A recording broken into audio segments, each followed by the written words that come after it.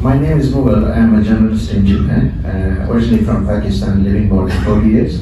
My question is that the most of the religious purpose is to teach high moral education and ethics, and elevate to create the dignified personality. But somehow that lackness of moral and ethics education in the religion, the peoples are going to be destroy the world and making wars. I want to know how you can implement the high moral education and ethics to the all religion. If they get high level of religion, I think all people will be get problem solved. That's my question.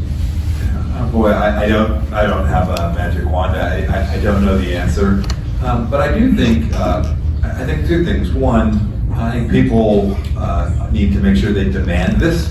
Not just those of us who are here, but broadly speaking, they need to demand that their governments elevate, that they raise themselves up. It's not easy to do, and there will be many places it will be impossible or nearly impossible. It doesn't mean the struggle is not worthy. My second thought is those of us who are blessed to be in nations that are more free, with more religious freedom, have a responsibility to try and identify places where there are gaps. I'll give you an example from my time as Secretary of State. It became very clear that the Russian government was using the Orthodox Church in a way that was fundamentally inconsistent with anything I knew about the Orthodox Church or Christianity. They had politicized it. They had taken the leadership in Moscow and they were using it as a political tool to implement their objectives in Ukraine. The Orthodox Church was divided on what to do. The Ukrainian leadership of the Orthodox Church wanted to be out from under the jackboot of Patriarch Kirill in Moscow. And the United States State Department had every reason just to do nothing and say, not our problem, this is religious choice inside the Orthodox Church.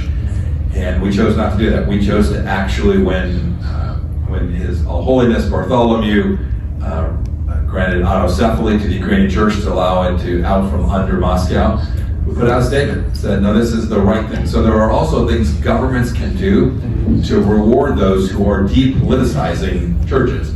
I don't want the church I'm a Presbyterian from Wichita, Kansas. I don't want the governor of Kansas or the mayor of Wichita to have a darn thing to do with how we profess our faith at our church on 13th Street, right? And so when we see governments doing that, those of us who are in places where we can have an impact can help increase the likelihood that there's greater tolerance and greater religious freedom. I don't know how we elevate it. In each of our faiths, we just have to pray that it gets better and that the higher calling will appeal to more ears. Thank you, sir. Let's go to the